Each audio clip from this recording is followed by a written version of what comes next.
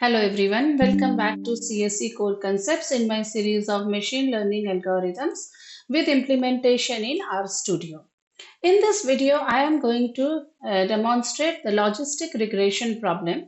So if you have gone through my earlier videos on theory of regression models, there we have discussed that the difference between linear regression and logistic regression is that in case of linear regression, either it is single variable or multiple variable, the output is a numeric value, whereas in case of a logistic regression, the output is a binary value. It is either true or false, 1 or 0, etc. So when you have continuous data type attributes, but the output is a class categorical, then you go for a linear regression model. Now, it is of type sigmoid function, whether sigmoid function. So that is what we are going to see here, how to implement. So let us first have a look at the data set. So I am picking up the diabetes data set here, where I have to predict whether a patient will get diabetes or not. So there are two classes, yes and no. So it depends on various parameters like plasma, pressure, skin, test, mass, pedigree, age. So these are all the tests which are being performed on the patient, and of course his age also plays an important role in finding out whether the patient will have diabetes or not. So let us get started with it. So we are going to first read the CSV file. So we have done, so a data frame diabetes underscore data has been created having 768 observations of 8 variables. So first let us have a look at the structure of the data, which is important over here because we want our class value or the final output as a categorical type or a factor type. So here you can see the structure of the data. Plasma is an integer value, pressure integer, skin integer, test integer, mass numeric, pedigree numeric, age integer. As long as it up to age, it is fine. But class is again an integer value which we want to convert into a factor variable. Okay. It's okay if you don't convert it into yes or no. Even if you convert it into yes or no and then convert it into factor, as we have already discussed in earlier algorithms, that is also fine. But here we can directly convert the the value into a categorical type. So let's say my variable class, I am going to convert it into factor variable. Okay, so diabetes data class, right?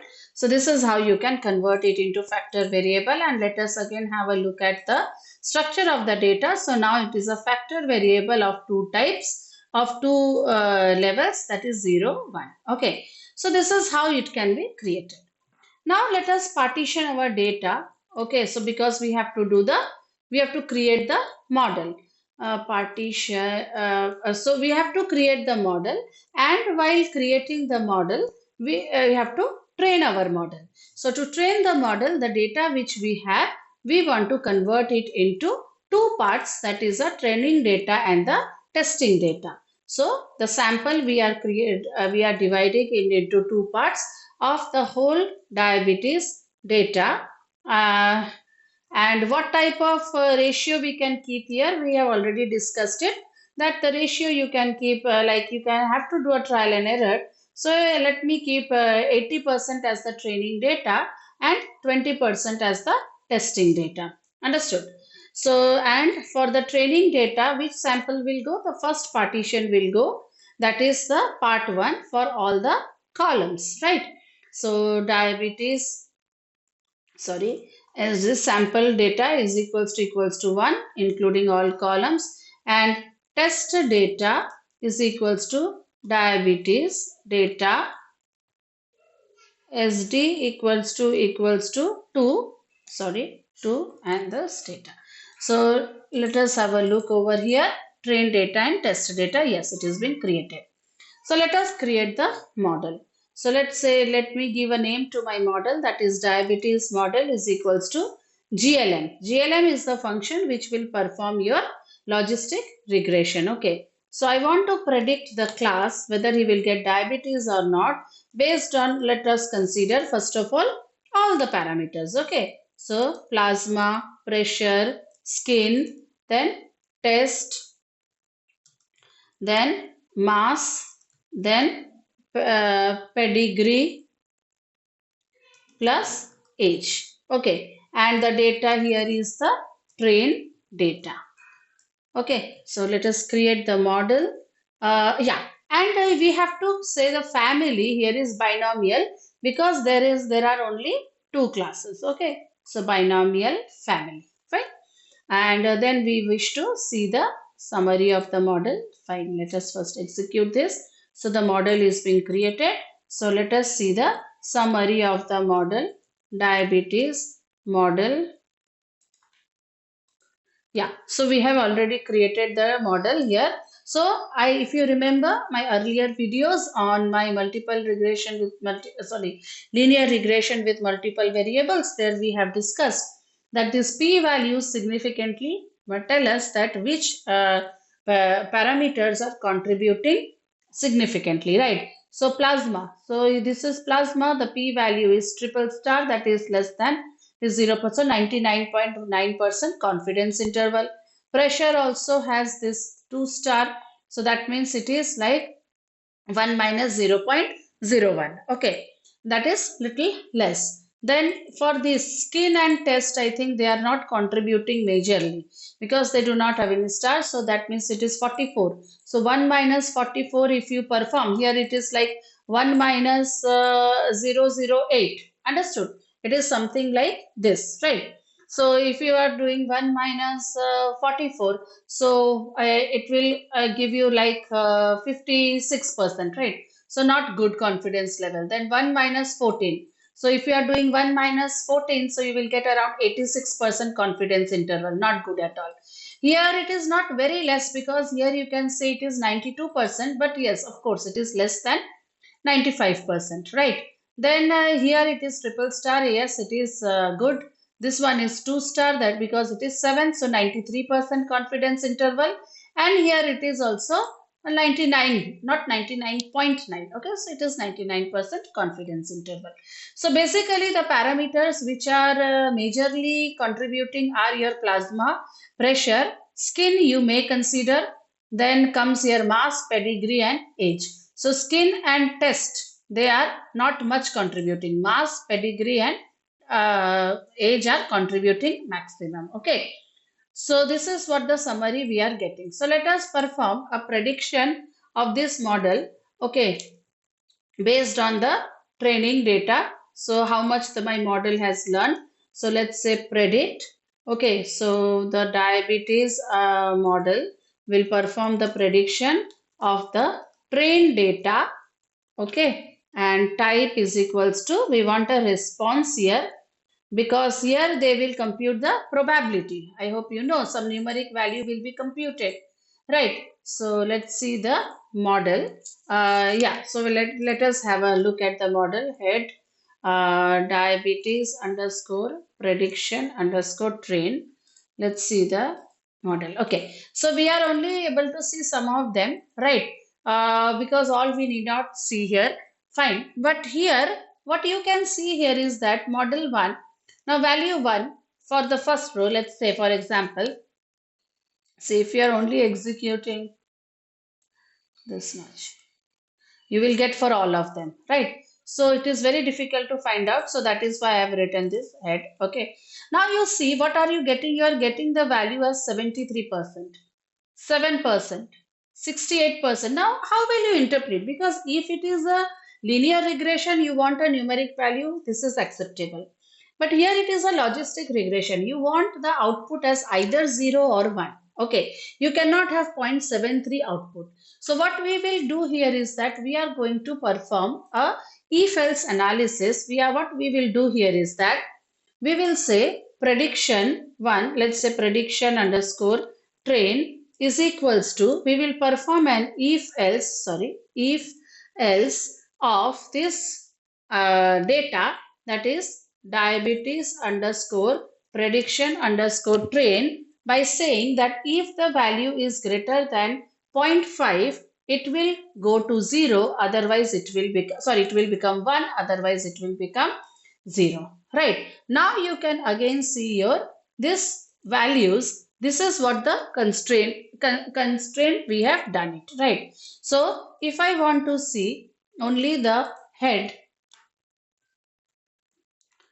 right? So now what we want to see here is that let us create a table. Okay, so to find out how many are correctly predicted, fine. So let's say confusion table, or you can say a confusion matrix also. It is a table of what you want to do is that you want to create a table of predicted uh, underscore train versus actual, right? What is the actual value? That is train data class, right? You are creating a table of predicted values, that is what you got from this predicted underscore train versus the train data class.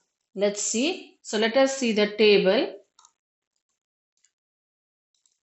So this is the table. So the diagonal, as I have already told you several times, the diagonal are the correct ones. Okay, this is the actual. So actually 42 are 0, but they are predicted as 1. Wrong prediction.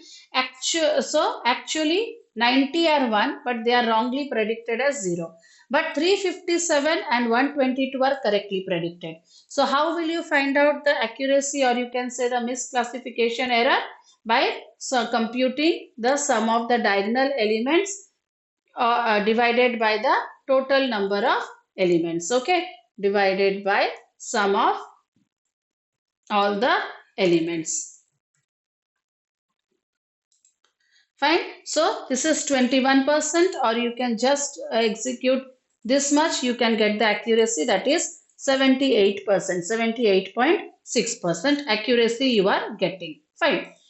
Now, what you can do here is that we can do the same thing for the test data also, right? Let us do the predictions for the test data, and all these things we can compute for the test data also. Let us see the accuracy of the test data. So let's say diabetes prediction test, diabetes model on the test data. So response type, I want the response.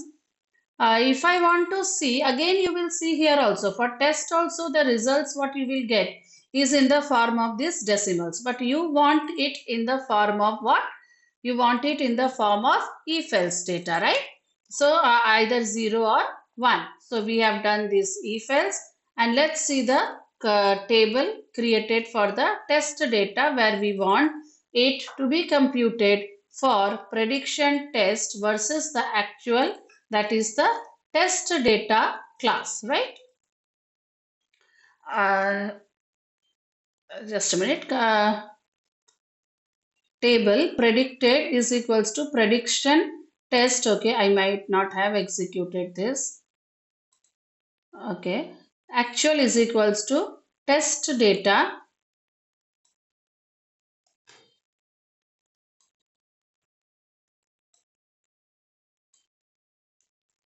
Okay, we will create a new table for the test data. So predicted underscore test, actual is test data class. Okay, just a minute. What we have done here is that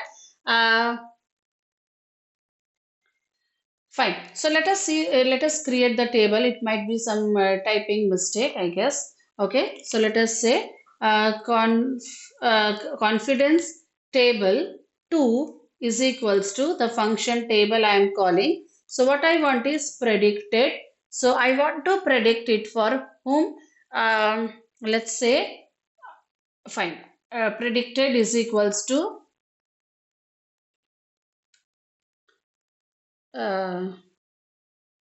diabetes, sorry, predicted test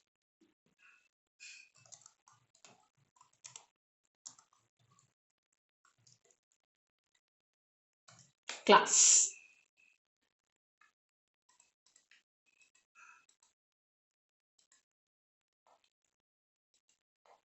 Yeah, let's see. We have just changed the little parameters. It was typo error.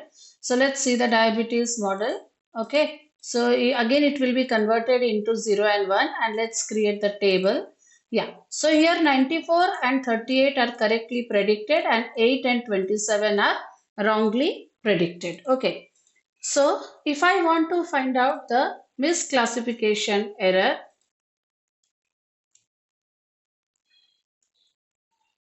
so misclassification error can be computed as the for the table 2. Yeah, so you can compute here. Okay, not okay. Uh,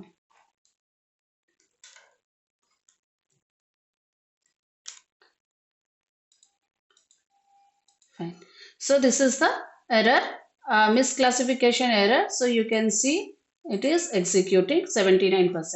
Now, if you are not very much happy with this data, so what you can do here is that we have seen that which two values were not much giving us value importance was test and mass.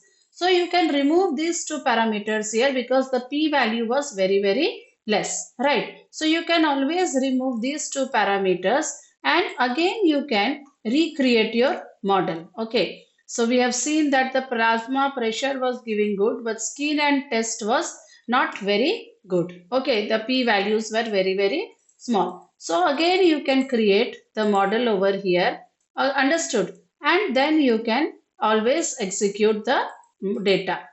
Then you can of course find out. So we can see here 22% is the misclassification error.